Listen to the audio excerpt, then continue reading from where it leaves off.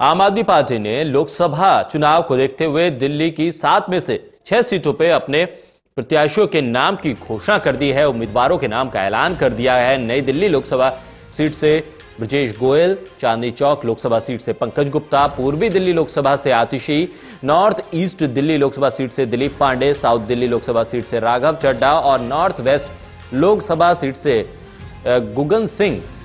पश्चिमी दिल्ली लोकसभा सीट से अभी किसी उम्मीदवार के नाम का ऐलान नहीं हुआ है। कुल 7 सीटों में से 6 सीटों पर उम्मीदवार के नाम का ऐलान आज आम आदमी पार्टी की तरफ से कर दिया गया।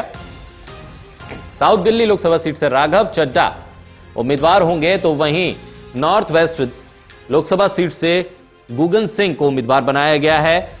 आपको बता दें, पश्चिमी दिल्ली लोकसभा सीट पर अभी आम आदमी पार्टी ने अपने उम्मीदवार के नाम का ऐलान नहीं किया है।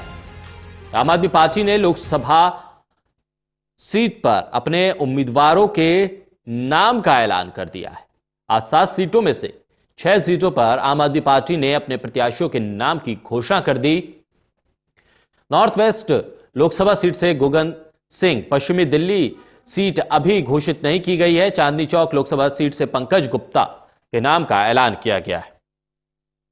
हमारे सहयोगी तरुण कालरा हमारे साथ फोन लाइन पर जुड़ रहे हैं। तरुण, क्या कुछ जानकारी, एक सीट को बचा के रखा गया है, क्या उस पर किसी प्रकार की सहमति नहीं बन पाई थी, या आगे की रणनीति को देखते हुए इस सीट को अभी रोका गया है?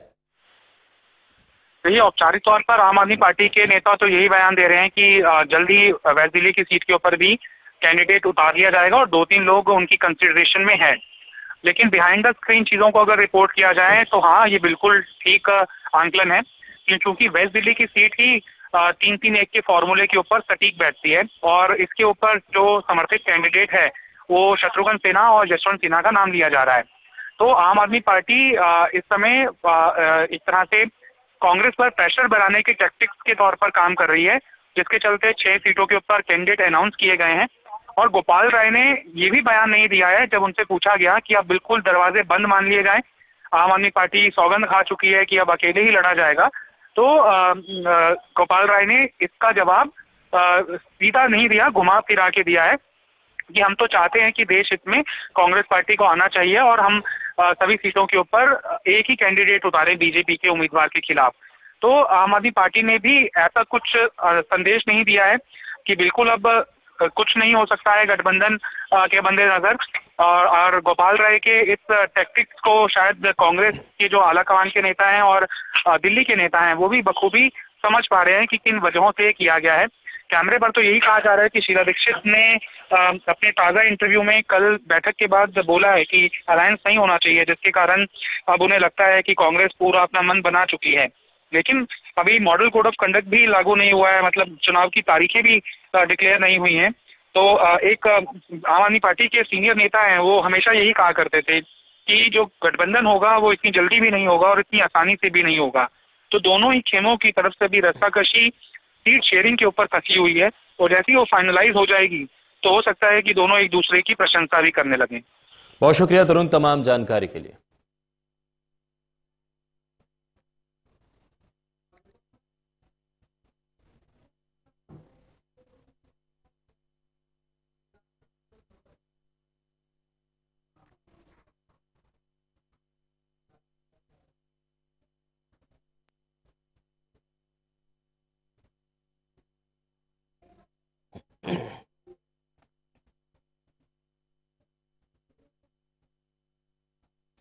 तो आम आदमी पार्टी की तरफ से अपने उम्मीदवारों के नाम का ऐलान कर दिया गया है। लगभग अभी एक सीट को लेकर सस्पेंस बना हुआ है। आम आदमी पार्टी कह रही है कि इस सीट पर जल्दी उम्मीदवार उतार दिया जाएगा, लेकिन जिस तरह से राजनीति पल पल बदलने वाली चीज है और उस राजनीति में अभी कहा नहीं जा सकता है कि ये सीट आम आदमी पार्टी इस सीट पर अपने उम्मीदवार के नाम की घोषणा करेगी या किसी तरह के समझौते की राजनीति, गठबंधन की राजनीति में दिल्ली में एक बार फिर देखने को मिलेगी।